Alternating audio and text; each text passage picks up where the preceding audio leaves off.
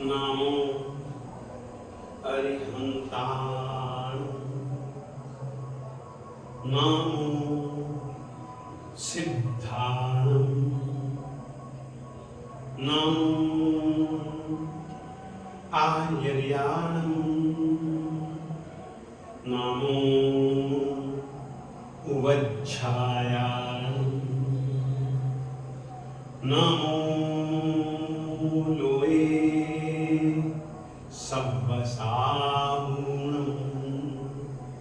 येषु पंच नमोकारो सब्ब पापनाशनो मंगलाणं च सव्वेसिं परमं हवहि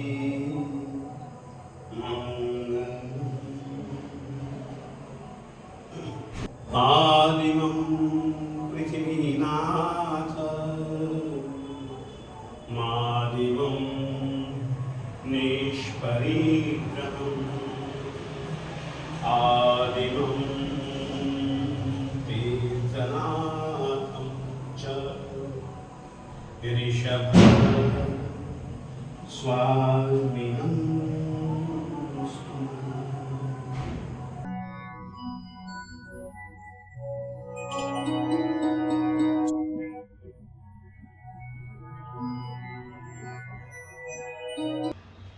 यह भक्तामर स्तोत्र का तीसरा श्लोक है। इसकी उच्चारण शुद्धि करवाने के पहले जो इसमें प्रयोग पहले भी बतला चुका हूँ, मगर इसमें ज़्यादा खोल करके बतलाना चाहता हूँ क्योंकि इसमें वो प्रयोग मिले। मैं आपको बतला चुका हूँ कि ये उच्चारण अनुस्वार है और कहीं पर यह निश्चित रूप से अनुस्वार ही पाया जाएगा, वहां पर आप पंचम वर्ण का उपयोग नहीं कर सकते। और यदि कवर्ग चवर्ग टवर्ग तवर्ग पवर्ग से संबंधित अनुस्वार है तो पंचम वर्ण का ही प्रयोग करें। यह एक नियम मैं आपको बतला देना चाहता हूं। जिस तरीके से मिंदु बिंब, आप ये अनुस्वार भी डालेंगे ना चलेगा, तब भी उच्चारण में मिंदु बिंब ही बोलेंगे। यहां पर भी यदि आप अनुस्वार डालेंगे ना चलेगा, परंतु अनुस्वार के बाद में द है तो वो संबंध रखता है तवर्ग से, त थ द द न। तो यदि आपको व्यंजन लिखना है तो न ही लिखना पड़ेगा और उच्चारण भी न का ही करना पड़ेगा। यहां पर भी अनुस्वार के बाद में ब है तो प फ ब भ म, तो यहां पर भी आपको म ही लिखना पड़ेगा, म का जैसा ही उच्चारण करना पड़ेगा। आप और कोई भी ण इत्यादि का प्रयोग या न या ङ इत्यादि का प्रयोग नहीं कर सकते। एक तो ये चीज आपको बताना चाहता हूं। मगर इसी श्लोक में और पहले वाले श्लोक में भी एक प्रयोग आया था, यह संस्तुतः। यहां पर प्रयोग आया जल संस्थित। स के बाद में अनुस्वार, और ऐसी जगह पर यदि अनुस्वार हो उसके बाद में यदि य र ल व श श स ह का प्रयोग हो तो वहां पर आप अनुस्वार ही रखेंगे। फिर से इस स के बाद में ये स है, बीच में अनुस्वार है, तो यहां अनुस्वार ही आएगा। यहां आप सोचें कि ये दंते हैं तो चलो ये इसका उच्चारण कर लें, मगर नहीं लिख भी नहीं सकते और उच्चारण भले ऐसे ही होगा मगर आपको लिखना तो ऐसा ही पड़ेगा। याद रखिए, अनुस्वार के बाद यदि य र ल व श श स और ह हो तो आपको अनुस्वार का ही प्रयोग करना है। वहां पर आप पंचम वर्ण का उपयोग नहीं कर सकते। यहां पर भी देखिए ये रेफ ऊपर है तो ची के पहले ही इसका उच्चारण होगा आ के साथ विबुधार चित पाद पीठ। तो इस तरीके से आपको यह चीजें ध्यान रखनी है। अब देखिए आप लोगों को मैंने बताया था संयुक्त अक्षर चित्त, तो वहां द ही डबल था चित्त में, जबकि यहां पर भी ये डबल अक्षर है, इच्छ च भी है छ भी है। तो आप इसका उच्चारण तो करेंगे, मुख्य रूप से इसी का उच्चारण सुनाई देगा, मगर जोर से बोलेंगे ना इच्छ, तो च का भी उच्चारण आप लोग शुद्ध रूप से कर सकेंगे। ये चीजों को आप ध्यान में रखिएगा। मैं उच्चारण करता हूं और देखिए इस श्लोक में हमने एक चिन्ह का प्रयोग किया है, अर्थ की संगति को ध्यान में रखते हुए, और बोलने में भी उस चिन्ह का उपयोग आप लोग सही ढंग से करते हैं। जैसे कि अरे महाराज जी, क्या आप जा रहे हो? महाराज जी के बाद में आप लोग रुके, महाराज जी आपने उनको संबोधित किया है, तो ये संबोधन का चिन्ह है, और संबोधन के चिन्ह के बाद हमेशा एक आध पल रुकना ही पड़ता। महाराज जी कहां जा रहे हो? जी के बाद में जैसे आप रुके वैसे इस तरीके का चिन्ह हो, संबोधनार्थक चिन्ह कहा जाता है इसको, कि हम उनको संबोधित करके बातचीत ये कहना चाहते हैं वो कह रहे हैं, संबोधन हम इनको कर रहे हैं, तो ये संबोधनार्थक चिन्ह है। तो इस चिन्ह का उपयोग जहां कहीं पर भी किया जाए तो उसके पहले वाले अक्षर पर एक क्षण रुकी। मैं जैसे कि बोलता हूं तीसरे श्लोक का शुद्ध उच्चारण, बुद्ध्या विनापि विबुधार चित पाद पीठ। बुद्ध्या विनापि विबुधार चित पाद पीठ। स्तोतुम समुद्यत मतिर विगत त्रपोहम बालम विहाय जल संस्थित मिंदु बिंब मन्यः क इच्छति जनः सहसा ग्रहीतुम। फिर से बोलता हूं,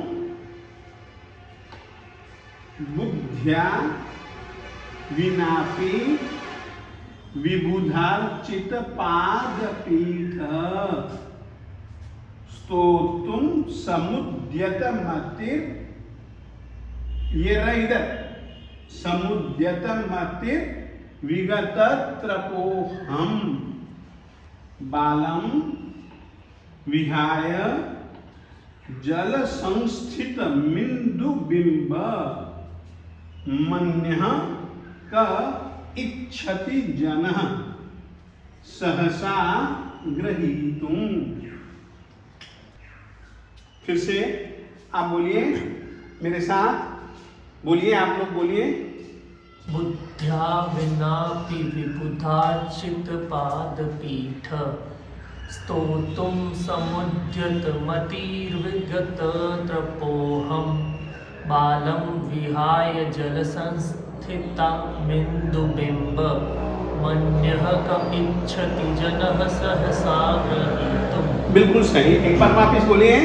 बुद्ध्या विनापि विबुधार्चित पाद पीठ। स्तोतुम समुद्यत मतिर्विगत त्रपोहम बालम विहाय जल संस्थित मिंदुबिंब मन्यः क इच्छति जनः सहसा ग्रहीतुम। बिल्कुल सही, बिल्कुल शुद्ध उच्चारण है।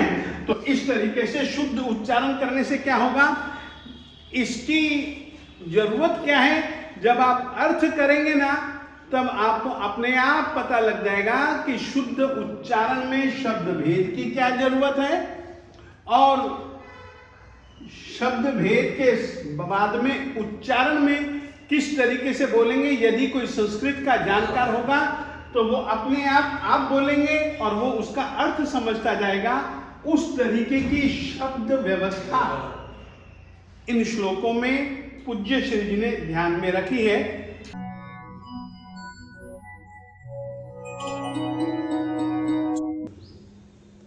भगवान, यह पहला पाद, यह दूसरा पाद, यह तीसरा पाद और यह चौथा पाद। पाद जो बनता है वह पदों से बनता है। पद किसको कहते हैं? संस्कृत में चाहे बोलना हो चाहे लिखना हो, पद के बिना कभी भी किसी शब्द का या किसी क्रिया का हम लोग प्रयोग नहीं कर सकते। देखिए, जैसे कि बुद्ध्या विनापि विबुधार्चित पाद पीठ, इसमें 3 पद है। बुद्ध्या एक पद है, विनापि एक दूसरा पद है, विबुधार्चित पाद पीठ यह एक तीसरा पद है। अभी तक तो मैं वर्ण विभेद एक एक शब्द का बतलाता था, मगर आज मैं एक एक शब्द का तो बतलाऊंगा ही, मगर वैसे नहीं जैसे कल तक बतलाता रहा। आज कुछ दूसरी पद्धति से बतलाऊंगा, क्योंकि अब आप स्वर और व्यंजन को जुदा करना सीख चुके हैं। अब पद के अनुसार अपन लोग स्वर और व्यंजन को जुदा करेंगे। पहले पाद में 3 पद हैं, जैसे कि बुद्ध्या। बुद्ध्या में देखिए ब प्लस उ प्लस ब प्लस उ प्लस द प्लस ध प्लस य प्लस आ, तो बन गया बुद्ध्या। तो यह जो पहला पद है इस श्लोक का, इस पद के अंतर्गत क्योंकि तृतीया विभक्ति लगी हुई है, इस कारण से यह है तो पद। तो पद का यदि हम वर्ण विभेद करेंगे तो ब प्लस उ प्लस द प्लस ध, आधा प्लस य और उसमें जुड़ा है आ, तो बन गया बुद्ध्या। इसी ही तरीके से ये दूसरा पद है विनापि।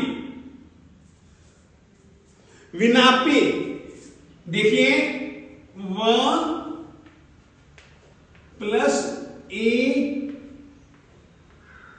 प्लस न प्लस आ प्लस प प्लस ई, व प्लस ई वी, न प्लस आ ना विना, प प्लस ई विनापि। तो इस तरीके से आज हम केवल, अब मैं लिखूंगा नहीं, केवल इस पद का आपको मैं सीधा ही लिखे बिना वर्ण विभेद करने का प्रयास करता हूं आपके लिए। विबुधार्चित पाद पीठ, एक बात याद रखिए, विबुधार्चित ये समासांत वाक्य है, यानी कि समास में बीच के जो शब्द होते हैं उनके साथ में जुड़ी हुई जो विभक्ति होती है उसका लोप हो जाता है। विबुधार्चित ये समासांत वाक्य है, तो विबुधई अरचित, विबुधई देवताओं के द्वारा अर्चित पूजित है पाद पीठ जिनका, ऐसा एक भगवंत आदिनाथ स्वामी दादा, यह उनका विभीषण, यह उनका एक विशेषण है। तो विबुध ही तृतीया विभक्ति थी, उसका लोप हो गया, तो विबुध अर्चित। तो यहां पर संधि हुई विबुधार्चित। मगर इस समय मैं संधि बतलाना मेरा काम नहीं है, मेरा काम है वर्ण विभेद करना। विबुधार्चित पाद पीठ, व प्लस ई वी, ब प्लस उ बु, ध प्लस आ धा। अब अर्चित, अ के बाद में ध का अ और अर्चित का अ मिलकर के आ बन गया, और ये र प्लस च प्लस ई, तो विबुधार्ची। त प्लस अ विबुधार्चित, प प्लस आ विबुधार्चित पा, द प्लस अ पाद, प प्लस ई पी, ठ प्लस अ पाद पीठ। बुद्ध्या विनापे विबुधार्चित पाद पीठ। अब देखिए, इसमें भी 3 ही पद हैं। एक तो स्तोतुम, दूसरा समुद्यतमति, फिर है विगत त्रपः, तीसरा फिर है अहम, चौथा। 4 पद हैं। इन 4 पदों का अपन लोग वर्ण विभेद करेंगे। स प्लस त प्लस ओ प्लस त प्लस उम, स्तोतुम। समुद्यतमति, स प्लस अ, यानी कि स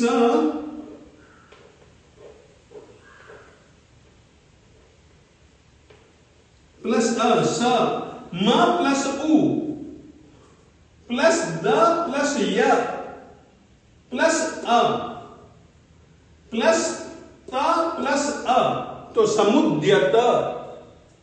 मतिर, म प्लस अ, त प्लस ई, फिर ये जो र जो ऊपर गया है वो यहां आ जाएगा र प्लस व प्लस ई, फिर ग प्लस अ, ग प्लस अ, तो विग। ऐसे ही त प्लस अ, विगत त्रप, त प्लस र प्लस अ, तो त्र। प प्लस ओ, तो त्रपो, प्लस ह प्लस अम, विगत त्रपोहम। ओ के बाद अहम का अ आया, तो ओ के बाद यदि अ आता है तो समास में हम उसकी संधि कर देते हैं, तो त्रपोहम। फिर इसके बाद अब हम तीसरे, ये केवल 3 पद हैं। ब प्लस आ, ब हलंत, ब प्लस आ तो बा, ल प्लस अम।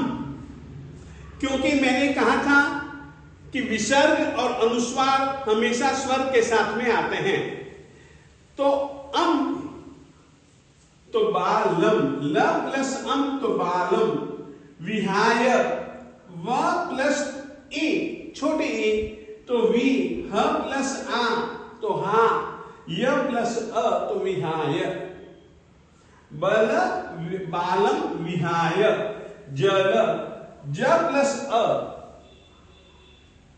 ल प्लस अ, स प्लस, अब देखिए ये स, अब ये अनुस्वार है। अनुस्वार हमेशा स्वर के साथ में आता है, तो जल सं,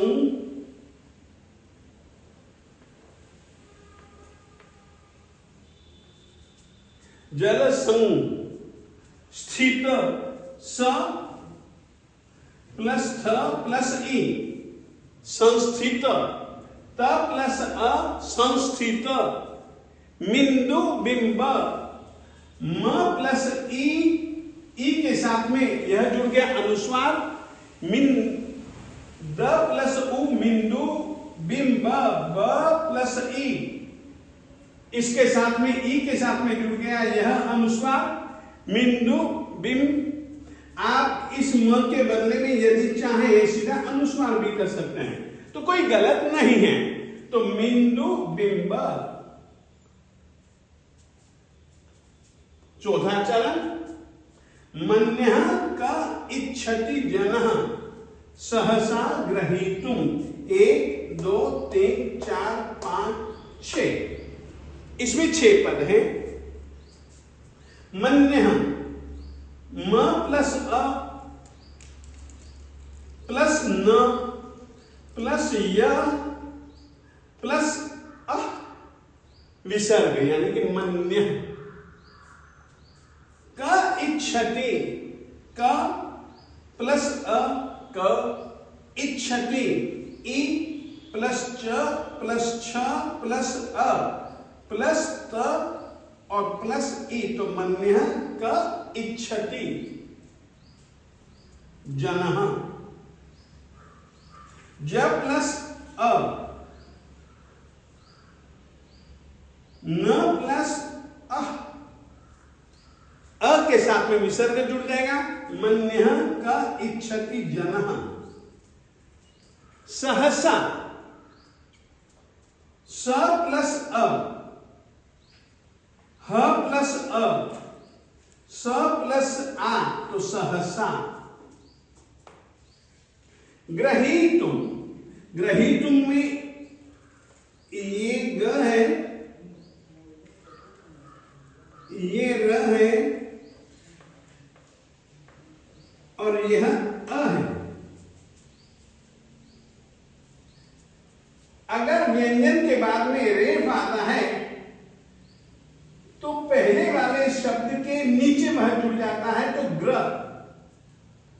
तो पूरा व्यंजन कौन सा है? र पूरा व्यंजन है, ग अधूरा यानी कि मूल व्यंजन है। तो ग्रहीतुम, र को हम पूरा बोलेंगे ग्र, ग को हम मूल व्यंजन के रूप में बोलेंगे हलंत, तो उसके साथ में स्वर नहीं जुड़ना चाहिए, उसके साथ स्वर नहीं जुड़ेगा। ग्रहीतुम ऐसा नहीं आप बोल सकते, ग्रहीतुम, क्योंकि ग हलंत है। और इस रीति से ग प्लस र प्लस अ, तो ग्र, ह प्लस दीर्घ ई, तो ही, त प्लस तो ग्रहीतुम। इस तरीके से आज मैंने एक एक शब्द अलग नहीं किया है, परंतु एक एक शब्द एक एक पाद में से लेकर के कैसे जुदा किया जा सकता है, वह पद्धति, वह प्रक्रिया आज मैंने आपको प्रायोगिक रूप से बतलाई।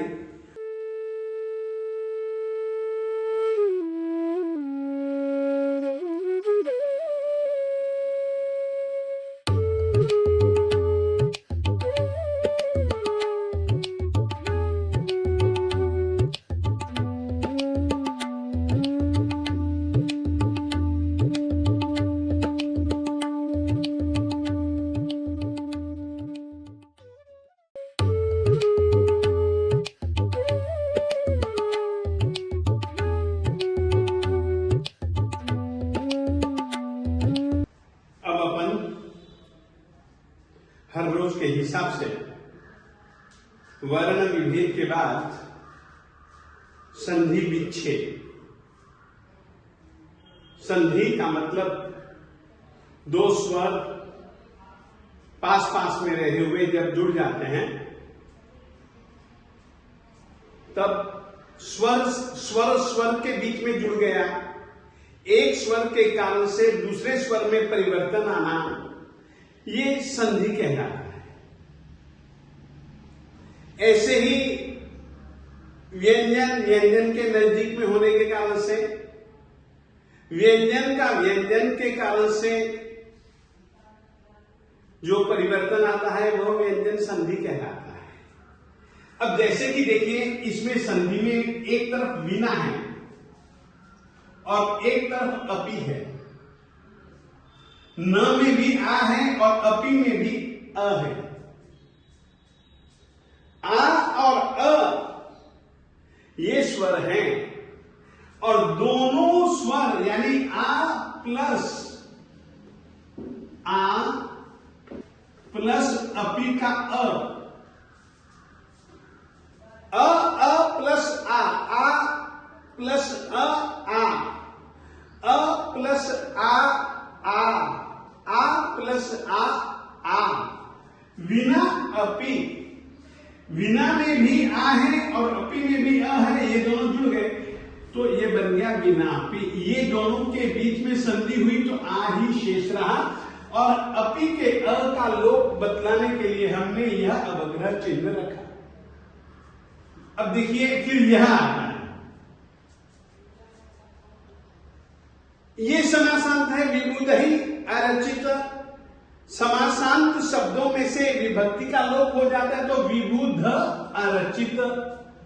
तो यहां पर क्या हुआ, ये देखिए विबुध, ये हमने लिखा विबुध प्लस अरचित। दो स्वर बिल्कुल पास पास में आए और जब जिन पदों में समास हो जाता है वहां निश्चित रूप से संधि की जाती है। तो ध में अ है और अर्चित का अ है, ये दोनों अ प्लस अ जुड़ गए तो बन गया आ। तो इस रीति से विनापी, इसी रीति से विबुधार्चित। ये पहले वाले पद में दो पद ऐसे हैं जिनमें संधि की गई है। फिर नीचे वाले में यदि कहीं संधि है तो वो मतिर विगत। इसमें क्या है, मतिर और विगत संधि बिल्कुल नहीं है हुई है। इसमें एक नियम के अनुसार यहां पर मतिर, ये र का एक दूसरा विकल्प था, ये मत ही, ये र ही है, परंतु हमको समास करना है तो मतिर विगत त्रपोहम। अब इसमें संधि जरूर हुई है, त्रपह। एक नियम है, विसर्ग के बाद अगर अ आता है तो इस विसर्ग को ऊ कर दिया जाता है, ऊ कर दिया जाता है। फिर एक नियम आता है, अ के बाद एक ही पद में यदि अ और ऊ नजदीक नजदीक हो तो अ और ऊ मिलकर के ओ बन जाते हैं। देखिए, त्रप अहम, प के बाद जो विसर्ग है उसके बाद यदि अ स्वर आता है तो विसर्ग को ऊ हो जाता है। तो त्रप ऊ अहम, एक ही पद में यदि अ और ऊ नजदीक हो तो मिलकर के अ ऊ मिलकर के आपस में जुड़ जाने के बाद में ओ बन जाता है। तो ये क्या बन गया, त्रपो, त्रपो। फिर मैंने एक नियम बताया कि ए और ओ के बाद अगर अ आता है और हमें किसी नियम से अ की जरूरत नहीं है छंद के नियम के हिसाब से, तो इस अ का लोप करके हम इसको कर देते हैं अवग्रह चिन्ह। तो त्रपो हम, ये संधि है। फिर उसके बाद में इसमें कोई संधि नहीं है, इसमें कोई संधि नहीं है, इसमें संधि है। ये जल संस्थितम, ये जो है ना तमिंदु, तम प्लस इंदु। अगर पहले पूर्व पद में, पहले वाले पद में अगर हलंत व्यंजन हो और उसके बाद में अगर कोई स्वर हो तो यह स्वर इसमें जुड़ जाता है। तो यदि इस तम में इंदु की ई जुड़ गई मां में, तो क्या बन गया? जल संस्थित बिंदु। इसी तरीके से इसमें और इसमें भी यही संधि है, बिंबम। तो इस मां में मैंने अभी अभी आपको नियम बताया कि अगर पहले वाला व्यंजन हलंत है और उसके बाद में अगर स्वर आता है तो स्वर व्यंजन में जुड़ जाता है, तो स्वर अ व्यंजन मां में जुड़ गया तो क्या बन गया? जल संस्थित बिंदु बिंब मन्य। तो इस तरीके से बिंदु बिंब मन्य के बीच में भी संधि हुई, तो ये यहां पर मन्य बन गया। अब देखिए क इच्छति है, यहां पर संधि हुई है। मूल रूप से पद है कह इच्छति, सही पद तो यह है, परंतु संधि का नियम है, संधि का एक नियम है कि विसर्ग के बाद में यदि स्वर आता है, ई आता है, जैसे कि ई आया, तो विसर्ग का लोप हो जाता है और लोप कर देने के बाद संधि प्राप्त हो तो भी संधि मत करो। इसीलिए मन्य क इच्छति, इसमें संधि नहीं हुई। सहसा ग्रहीतुम जनः, तो इस तरीके से मैंने इसमें एक तो यहां संधि हुई है, एक यहां संधि हुई है, एक त्रपोहम में संधि हुई है, एक तो जल संस्थितम इंदु में संधि हुई है, और बिंबम अन्य और कह इच्छति। मानता हूं कि अपन लोगों ने शुरुआत जो की थी केवल उच्चारण के लिए की थी। अपन इनमें संधि समास की इतनी आप लोगों को जरूरत नहीं है, मगर संधि के कुछ कुछ नियम तो आपको ख्याल रखने पड़ेंगे ताकि आप लोग सही ढंग से बोल सके। इसीलिए आज संधि विच्छेद के अंतर्गत तीसरा श्लोक यहां पर पूर्ण हुआ। इतना है।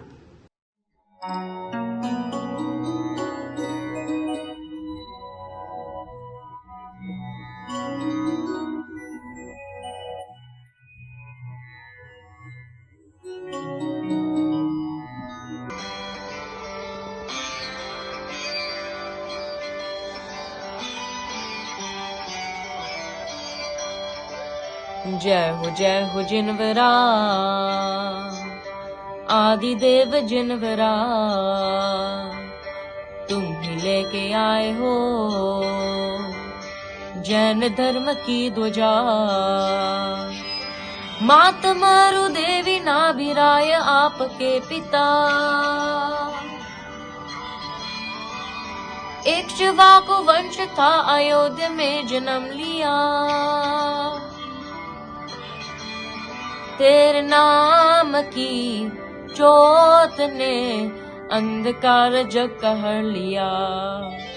नमो नमो है जिनवरा श्री आदि देव जिनवरा, है त्रिलोकनाथ विश्व बंधु जगदीश्वरा। नमो नमो है जिनवरा श्री आदि देव जिनवरा, गुरुदेव धर्मेश्वरा।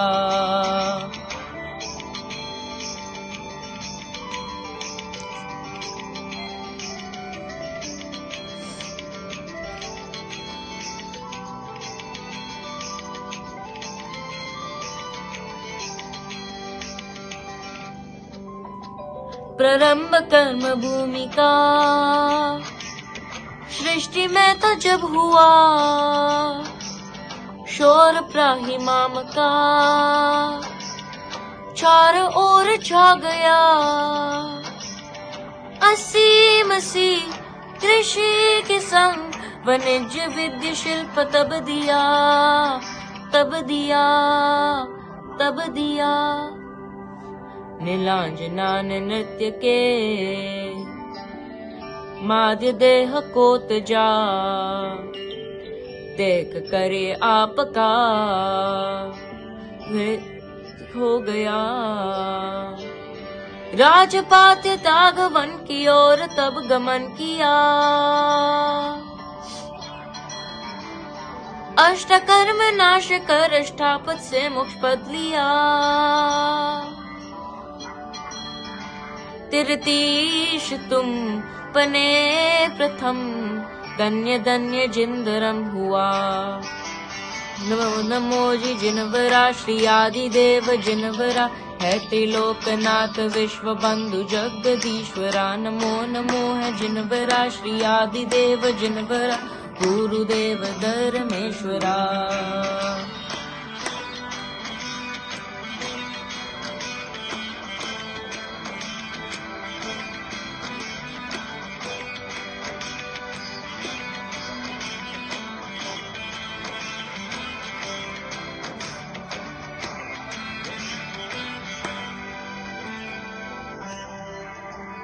है मोक्षगामी पुत्र द्वार भारत देश बाहुबली। आदर्श नारी जाति का सुता है ब्रह्मी सुंदरी। द्वादशं रूप है वाणी प्रथमेश आपकी आपकी आपकी। नाथ आपकी शरण जो भी भव्य आ गया, मोक्ष मार्ग पाके वो पर जग से हो गया। पूर्ण भक्ति भाव से जपे जो नाम आपका, तीव्र पुण्य बंद हो उदय हो उनके भाग्य का। हुआ सफल मानव जन्म जिनके सर पे हाथ रख तेरा।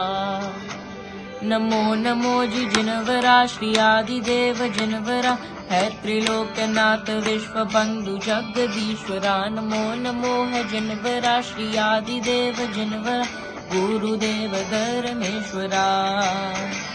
नमो नमो जिनवरा श्री आदि देव जिनवरा है त्रिलोकनाथ विश्व बंधु जगदीश्वरा। नमो नमो है जिनवरा श्री आदि देव जिनवरा गुरुदेव धर्मेश्वरा गुरुदेव धर्मेश्वरा गुरुदेव धर्मेश्वरा। आदिनाथ भगवान जी की जय।